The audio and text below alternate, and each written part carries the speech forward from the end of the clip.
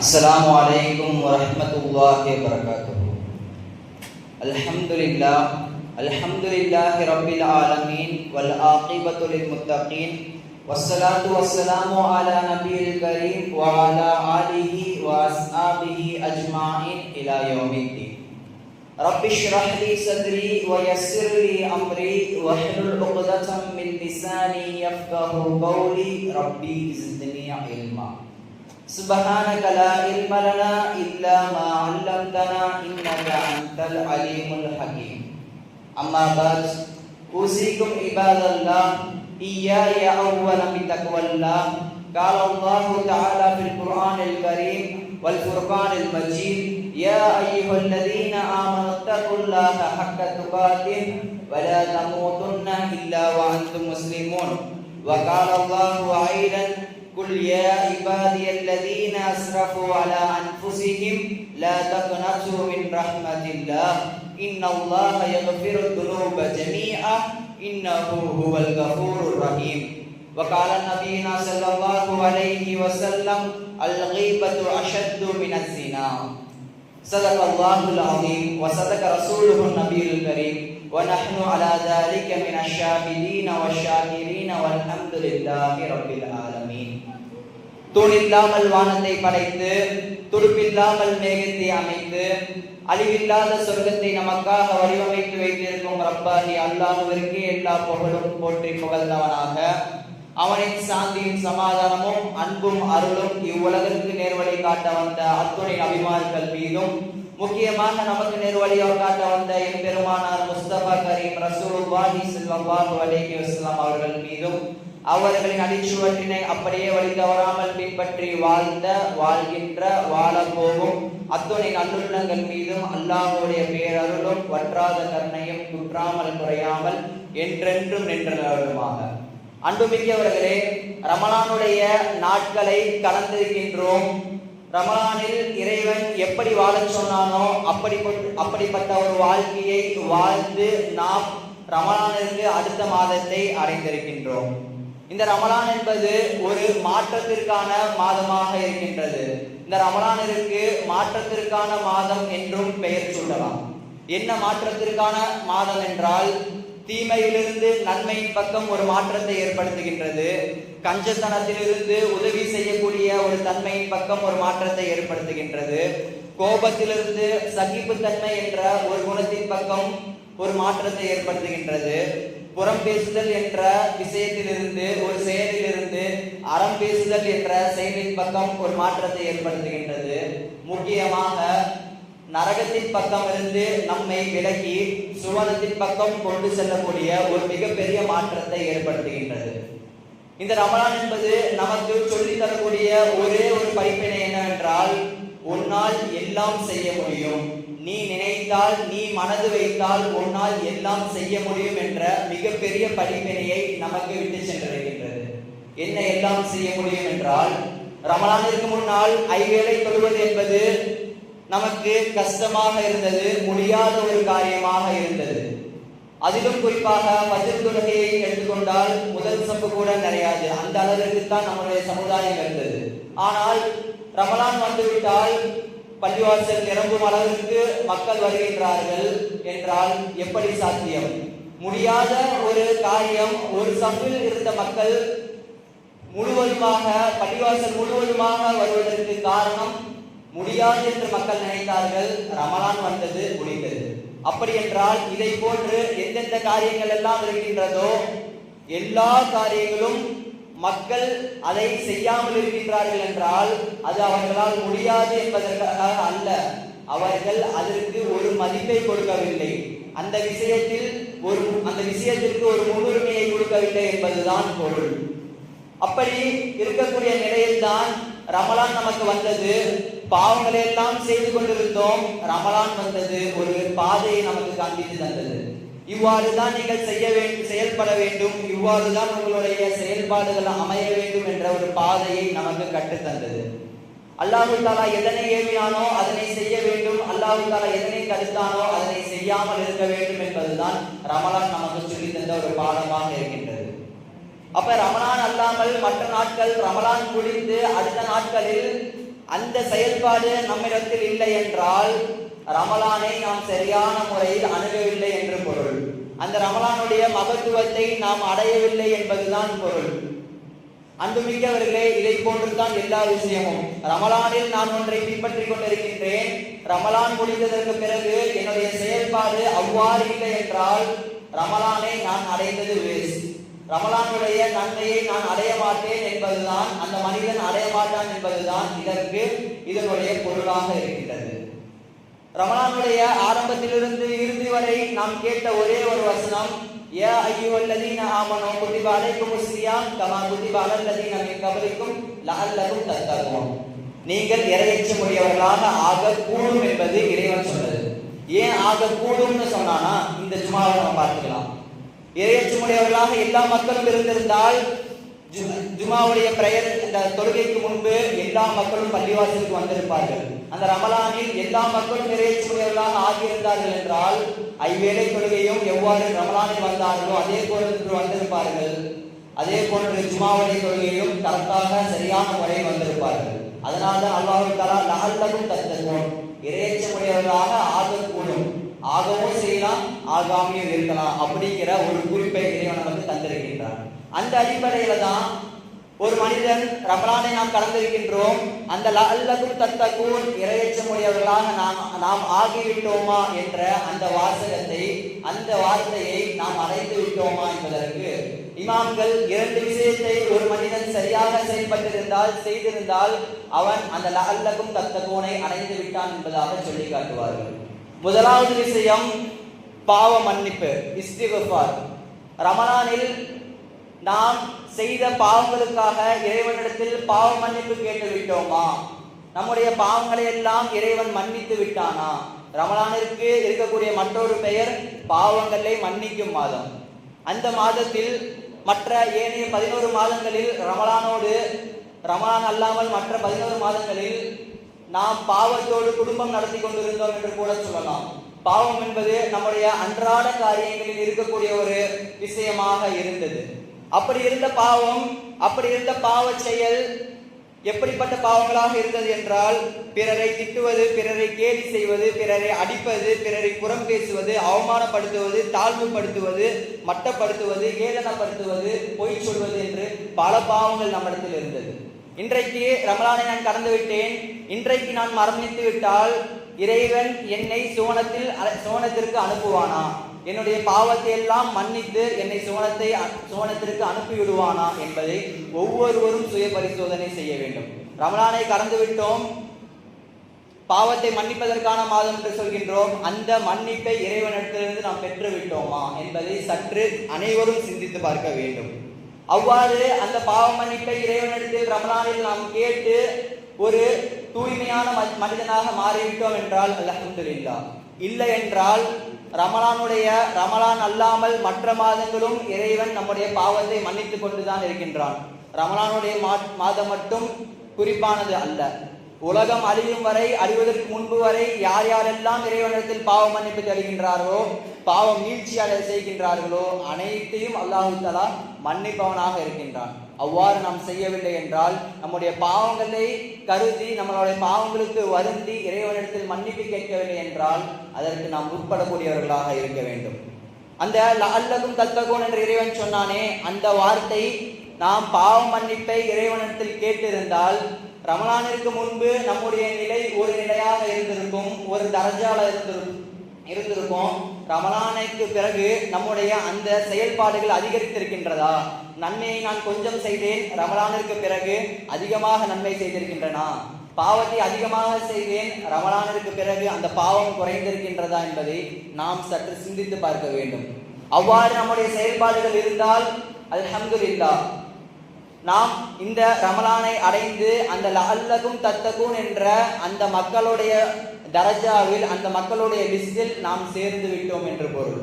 இல்லை என்றால் நம்மை நாமே சுய பரிசோதனை செய்து நம்மிடத்தில் என்ன குறைபாடு இருக்கின்றது என்பதை நாம் அதனை மாற்றிக்கொள்வதற்கு முயற்சி செய்ய வேண்டும். ஏன் இவ்வாறு பாவ மன்னிப்பை குறித்து இவ்வாறு பேசுகின்றோம் என்றால், நபிகளார் ரமலானுடைய மாதத்தில் மட்டும் பாவ மன்னிப்பு கேட்கவில்லை.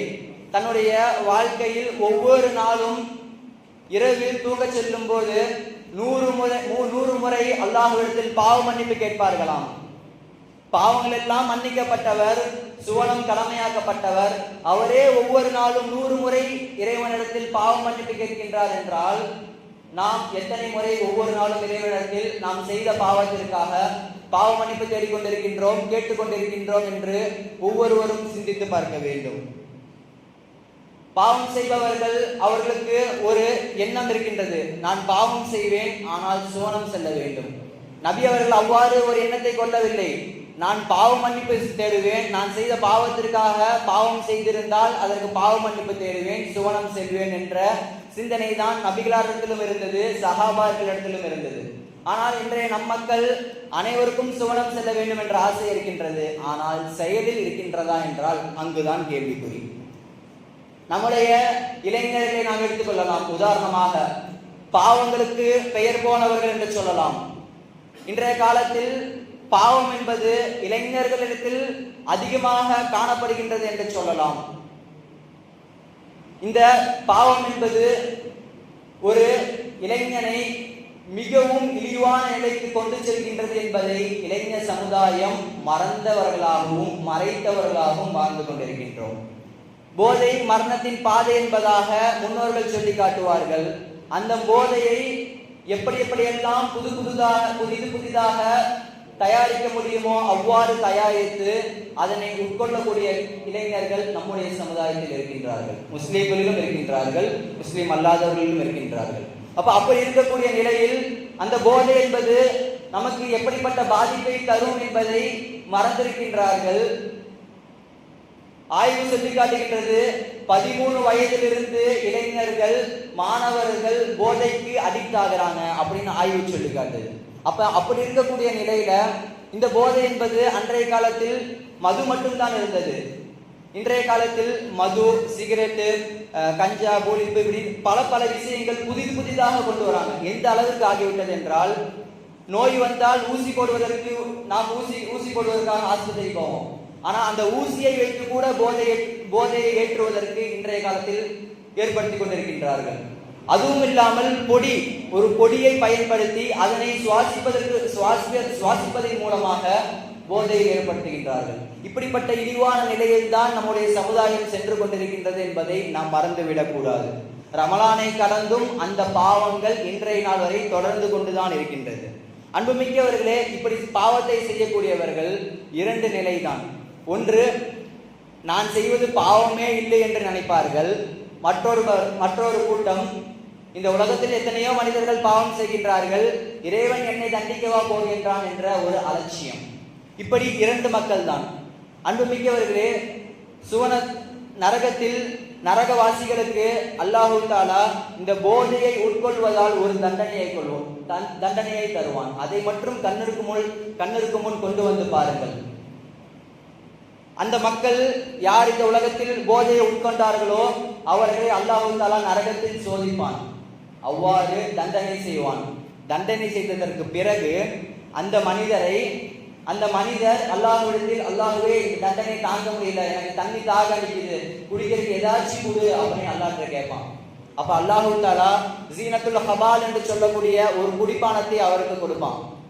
அந்த குடிப்பானம் என்பது நரகவாசிகளுக்கு, குறிப்பாக போதையில் யாரெல்லாம் இந்த உலகத்தில் ஈடுபட்டு கொண்டிருந்தார்களோ அவர்களுக்காக அல்லாஹ் தயாரித்து வைத்தது.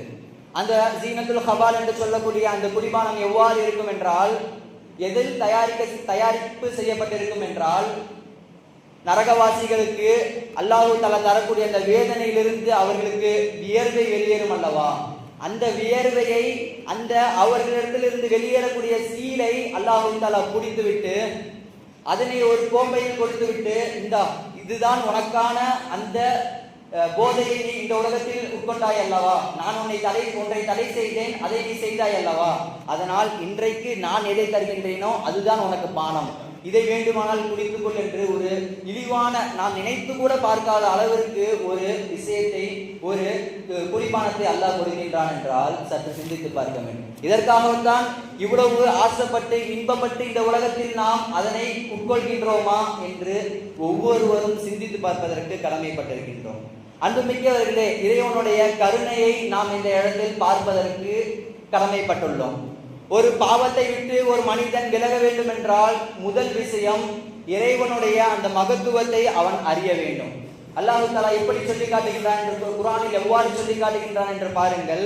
குல் யா இபாதியல்லதீன அஸ்ரஃபு அலா அன்ஃபுஸிஹிம், தங்களை தாங்களே வரம்பு மீறலின் அடிப்படையில் பாவம் செய்யக்கூடிய என்னுடைய அடியார்களே என்று அல்லாஹ் சொல்லி காட்டுகின்றான்.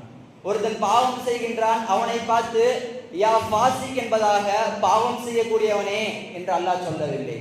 குல் யா இபாதியல்லதீன அஸ்ரஃபு, என்னுடைய அடியானே, பாவம் செய்தாலும் நீ என்னுடைய அடியான் தான் என்பதை அல்லாஹ் தஆலா சொல்லி காட்டுறான். ஆனா நம்ம எப்படி சொல்லுவோம்? ஒருத்தன் கொலை செய்து விட்டான், கொலைகார பயலே அப்படின்னு சொல்லுவோம். திருட்டி விட்டான் என்றால் திருட்டு பயலே என்று சொல்லுவோம். ஆனால் படைத்தவன் எவ்வாறு சொல்கின்றான் என்று பாருங்கள். இப்படிப்பட்ட இறைவனுக்காக நாம் மாறு செய்து நம்முடைய செயல்பாடுகளை நாம் மாற்றி அமைத்திருக்கின்றோம் என்பதை சற்று நாம் சிந்தித்து பார்க்க வேண்டும். பிறகு அல்லாஹ் சொல்லி காட்டுகின்றான், லா தக்னது மின் ரஹ்மத்தில்லாஹ், அல்லாஹ்வுடைய கருணைக்கு ஒருபோதும் நீங்கள் நிராசை அடையாதீர்கள். எவ்வளவுதான் பெரிய பாவங்களை நீங்கள் செய்தாலும் அல்லாஹ் மன்னிக்க மாட்டான் ஒருபோதும் நினைக்காதீங்க.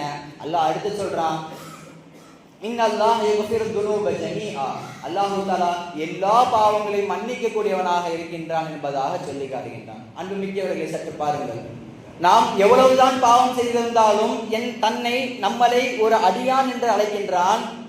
ஓகே, நீ எவ்வளவுதான் பாவம் செய்தாலும் உன் மேல எனக்கு கோபம்லாம் இல்லை, அதற்காக பாவ மன்னிப்பு கேட்டு பாவ மன்னிப்பு நீ கேட்டால் உன்னுடைய எல்லா பாவங்களையும் மன்னித்து விடுவேன் என்று அல்லாஹ் சொல்லி காட்டுகின்றான் என்றால் பாவ மன்னிப்பு கேட்பதற்கு நமக்கு என்ன வழி, நமக்கு என்ன ஆக போகுது? அப்ப இறைவனுடைய மகத்துவத்தை நாம் அறிந்தால் மட்டும்தான் பாவ மன்னிப்பு கேட்கணும் அப்படிங்கிற அந்த உணர்வே வரும். உதாரணமா நம்ம வரலாற்றை எடுத்து பார்க்கலாம். அபு சயீத் அல்-குத்ரி ரலியல்லாஹு தஆலா அவர்கள் அறிவிக்கின்றார்கள், நபி ஸல்லல்லாஹு அலைஹி வஸல்லம் அவர்கள் சொல்லி காட்டினார்கள், முன் சென்ற காலத்தில் ஒரு மனிதர் இருந்தார், அவர் 99 கொலை செய்தார். அவர் தன்னுடைய இந்த பாவத்தை, நான் இவ்வளவு கொலை செய்து விட்டேனே, இறைவன் என்னை தண்டித்தால் நான் என்ன ஆவது என்று அவர் வருந்துகிறார். மக்களிடத்தில் சென்று நான் இவ்வாறு பாவம் செய்து விட்டேன், எனக்கு தீர்வு யார் சொல்வார் என்பதாக மக்களிடத்தில் கேட்கின்றார்கள். அப்போது மக்கள், இந்த பாதிரியார் இடத்தில் செல்லுங்கள், அவர் உங்களுக்கு பதில் சொல்வார், அவர் உங்களுக்கு தீர்வை சொல்வார் என்பதாக அனுப்பி வைக்கிறார். இவரும் அங்க போறாரு. போயிட்டு அந்த பாதிரியார்ட்ட கேட்கிறாரு, நான் இவ்வாறு 99 கொலை செஞ்சுட்டேன், எனக்கு ஏதாச்சும் மன்னிப்பு இருக்கா அப்படின்னு கேட்கும்போது, உனக்கெல்லாம் மன்னிப்பே இல்லை, நீ எல்லாம் பாவி அப்படின்னு திட்டி அவரை அனுப்பிச்சு விட்டுறாரு. அவருக்கு ஒரே கோபம், திருப்பி போய் அவரை கொண்டுட்டு வந்துடுறாரு. செஞ்சுவரி 100 ஆக்கிடுறாரு, தன்னுடைய அந்த கொலையை 100 ஆக்கிடுறாரு. பிறகு மீண்டும் மக்களிடத்தில் கேட்கின்றார்கள். மக்கள் வேற யாராவது இருக்காங்களா அப்படின்னு மக்கள்கிட்ட கேட்கிறார்கள். மக்கள் சொல்கின்றார்கள், இங்கு ஒரு ஆலிம் இருக்கின்றார்கள், அவரிடத்தில் போங்க, அவங்க உங்களுக்கு வழியை சொல்வார்கள் என்று அனுப்பி வைக்கிறாங்க. அப்படி போகும்போது அந்த ஆலிம்கிட்ட நடந்ததெல்லாம் சொல்றாரு, நான் 100 கொலை செஞ்சுட்டேன், எனக்கு மன்னிப்பு இருக்கின்றதா? இப்படி கேட்கும்போது, அல்லாஹு தஆலாவிடத்தில் உங்களுடைய பாவத்தை நீங்கள் உணர்ந்து மன்னிப்பை கேட்டால் அல்லாஹு தஆலா இன்னல்லாஹ் யக்ஃபிரு துனூப ஜமீஆ, அல்லாஹு தஆலா எல்லா பாவங்களையும் மன்னிக்க கூடியவனாக இருக்கின்றான், ஷிர்கை தவிர. அப்ப இந்த உலகத்தில் நாம் எவ்வளவு பாவம் செய்தாலும் மன்னிக்க கூடியவனாக இறைவன் இருக்கின்றான் என்பதை அவருக்கு விளக்குகின்றார். அந்த மனிதர் தௌபா செய்கின்றார், பாவ மன்னிப்பு கேட்கின்றார். பிறகு அந்த ஆலிம் அந்த மனிதரிடத்தில் சொல்கின்றார், இந்த ஊர், நீங்க இருக்கக்கூடிய ஊர் என்பது ரொம்ப மோசமான ஊர், பாவிகள் இருக்கக்கூடிய ஊர், அதனால இந்த ஊர்ல நீங்க போய் வாழுங்கிற ஒரு குறிப்பிட்ட ஊரை சொல்லி நீங்க அங்க போய் வாழுங்க, அங்க இபாதத் சாலிகளா மக்கள் இருப்பாங்க, வணக்கச்சாலிகளா இருப்பாங்க, அதனால அங்க நீங்க போங்கன்னு சொல்றாங்க. அவரும் எல்லாருமே உணர்ந்து பாவமன்னிப்புலாம் கேட்டுட்டு அங்க இருந்து அந்த ஊருக்கு போறதுக்காக போறாரு. எக்ஸாம்பிள், ஒரு 100 கிலோமீட்டர் இருக்கு அப்படின்னு வச்சுக்கலாம். அவர் ஒரு 30 கிலோமீட்டர் தான் போறாரு. போறதுக்குள்ள அவருக்கு மரணம் வந்து விடுகிறது, அவர் இறந்து விடுகின்றார். அந்த நேரத்தில் ரஹ்மத்துடைய மலக்கும் வருகின்றார்கள், அதாபுடைய மலக்கும் வருகின்றார்கள். நல்ல உயிரை பறிக்கக்கூடிய மலக்கும் வருகின்றார், கெட்ட உயிரை பறிக்கக்கூடிய மலக்கும் அங்கு வருகின்றார்கள். அந்த கெட்ட உயிரை பறிக்கக்கூடிய மலக்கு சொல்கின்றார், இவருடைய வாழ்க்கையில் ஒரு நன்மையை கூட செய்ததில்லை, இவருடைய உயிரை நான் தான் கைப்பற்றுவேன் என்பதாக சொல்லி காட்டுகின்றார். மற்றொருவர், இவருடைய வாழ்க்கையில் எல்லா பாவத்தையும் இறைவனிடத்தில் மன்னிப்பு கேட்டு ஹிஜ்ரத் செய்கிறார், அதனால் இவருடைய இந்த ரூஹை நான் தான் கைப்பற்றுவேன் என்பதாக சொல்லி காட்டுகின்றார். இருவரும் சண்டை போட்டுக் கொண்டிருக்கின்றார்கள். அப்போது ஒரு மலக்கு மனிதருடைய வேடத்தில் அங்கு வருகின்றார். இருவரும் அவர்களுடைய அந்த முறையீட்டை அவரிடத்தில் சொல்கின்றார்கள். அந்த மனிதர் கேட்டுவிட்டு அவர் ஒரு ஊரிலிருந்து ஊரிலிருந்து இன்னொரு ஊருக்கு செல்வதற்காக ஹிஜ்ரத் செய்கின்றார்கள். யார் அவருடைய உயிரை கைப்பற்ற வேண்டும் என்று இந்த தூரத்தை நாம் கணக்கிட்டு அதனை நாம் குறிப்பிட்டுக் கொள்ளலாம் என்பதாக சொல்லி காட்டுறாங்க. அப்ப அந்த பாவிகளுடைய ஊருக்கு கிட்ட அவருடைய அந்த உடல் இருந்துச்சுன்னா அந்த அதாபுடைய மலக்கு அவருடைய ரூஹை பெற்றுக் கொள்ளட்டும். அல்லது இந்த நல்ல மனிதர்களுடைய அவர்களுடைய ஊருக்கு முன்பு அவர்களுடைய ஊருக்கு கிட்ட அருகாமையில் அவருடைய அந்த பாடி இருந்துச்சுன்னா அவங்க ரஹ்மத்துடைய மலக்கு அவருடைய ரூஹை கைப்பற்றிக் கொள்ளட்டும் என்பதாக சொல்லி காட்டுறாரு. அவர்கள் கணக்கை எடுக்கின்றார்கள், அளவை எடுக்கின்றார்கள். யதார்த்தமாக அந்த மனிதருடைய அந்த பாடி என்பது 30 கிலோமீட்டர் தான் இருக்கு, ஆனா 70 கிலோமீட்டர் தூரமா இருக்கு. அந்த இடத்தில் அல்லாஹ் தன்னுடைய கருணையை பொழிகின்றான். அந்த இடத்தில் அந்த பாவிகளுடைய ஊரை அல்லாஹ் தஆலா விசாலப்படுத்துகின்றான். அந்த நல்ல மனிதர்களுடைய ஊரை சுருக்குகின்றான். அவ்வாறு சுருக்கிட்டான். அப்ப அந்த ரஹ்மத்துடைய மலக்குமார்கள் அவர்களுடைய அந்த உயிரை கைப்பற்றி சென்றார்கள் என்பதாக வரலாறு சொல்லி காட்டுது. பாருங்க, அந்த மனிதர் 99 கொலை செய்தார், 100வது கொலையும் செய்தார். அந்த நிலையில் அவர் மரணித்திருந்தால் நரகத்திற்கு தான் சென்றிருப்பார். ஆனால் அல்லாஹ்வுடைய மகத்துவத்தை அறிகின்றார். இறைவனின் பக்கம் நான் மீள வேண்டும் என்று உணர்கின்றார், மீள்கின்றார், ஹிஜ்ரத் செய்கின்றார். இஸ்லாம் அந்த எல்லா பாவத்தையும் மன்னித்ததற்கு பிறகு அவருடைய செயல்பாடுகளை சிறிது நேரம் தான் உயிர் வாழ்கின்றார். அல்லாஹ் தஆலா அவருடைய உயிரை பறித்து விட்டான். ரஹ்மத்துடைய மலக்கு அவருடைய உயிரை பறித்து விட்டார்கள், சோனம் சென்று விட்டார். பாருங்கள், நம்முடைய செயல்பாடுகள் எவ்வளவுதான் பாவம் செய்திருந்தாலும் இறைவன் நமக்கு ஒரு தவணையை தந்திருக்கின்றான். அந்த தவணைக்கு முன்பு நாம் தௌபா செய்து நாம் இறைவனின் பக்கம் மீண்டு விட்டோம் என்றால் அல்லாஹ் தஆலா நம்மை மன்னிக்கக்கூடியவனாக இருக்கின்றான் என்பதை நாம் உணர வேண்டும். அப்ப லஅல்லகும் தத்தகூன் என்ற வார்த்தையை நாம் அடைவதற்கு, அந்த இறைச்சியுடையவர்களாக நாம் ஆவதற்கு முதல் விஷயம் பாவ மன்னிப்பு தேடுவது. இரண்டாவது விஷயம் அல் இஹ்சான், நல்ல நடத்தை உடையவர்களாக நாம் வாழ்வது. ரமலானிற்கு முன்பு நம்முடைய வாழ்க்கை எவ்வாறு வேண்டுமானாலும் இருந்திருக்கலாம்.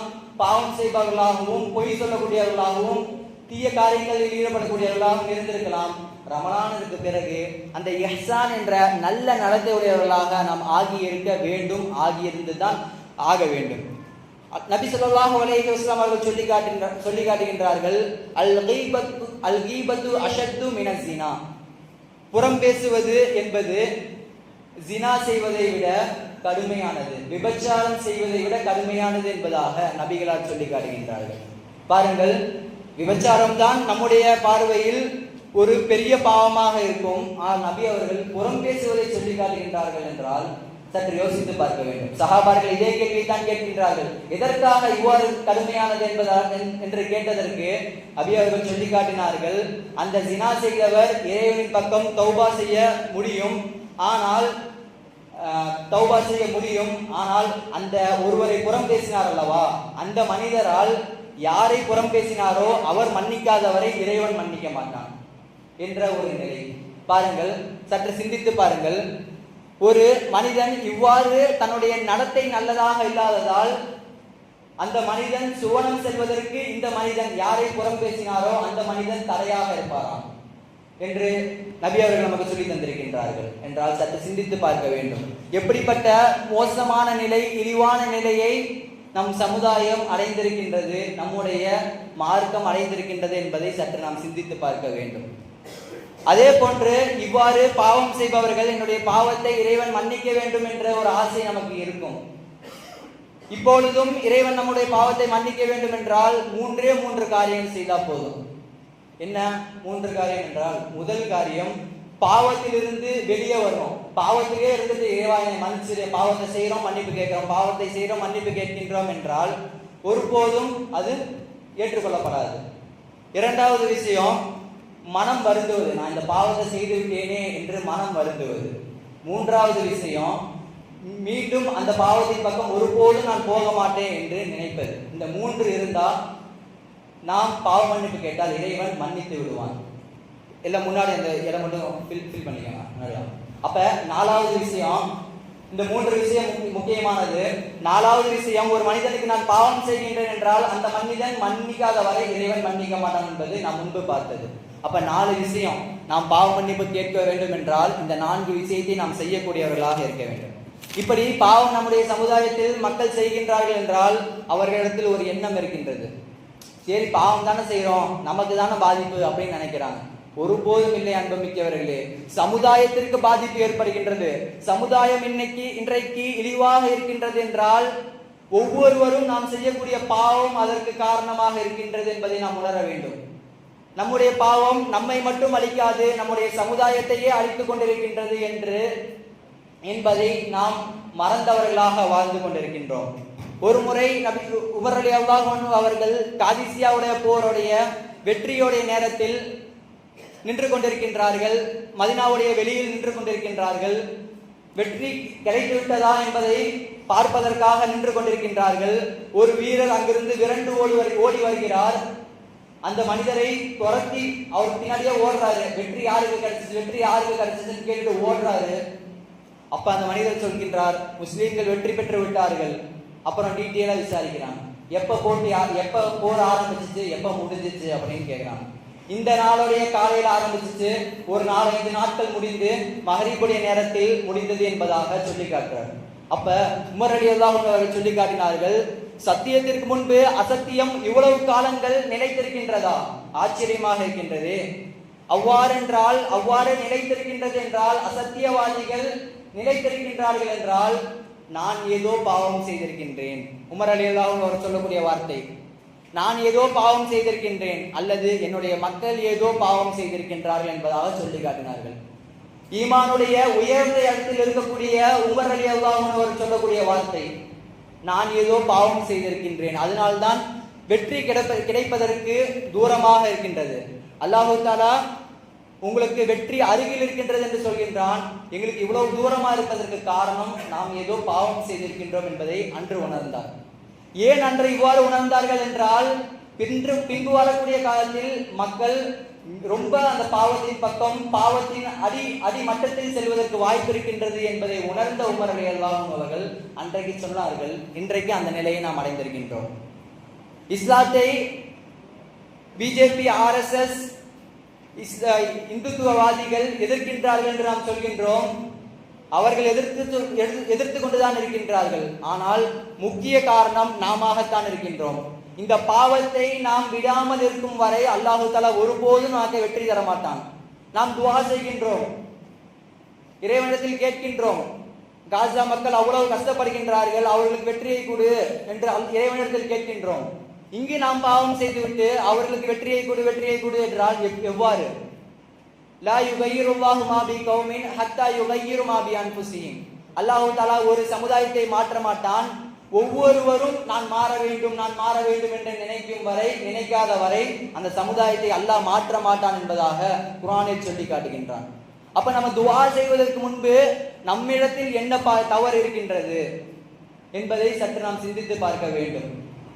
வக்ஃப் வாரியத்தை எதிர்த்து இன்றைக்கு நாம் சண்டையிட்டுக் கொண்டிருக்கின்றோம். நம்முடைய கருத்துக்களை சொல்லிக் கொண்டிருக்கின்றோம்.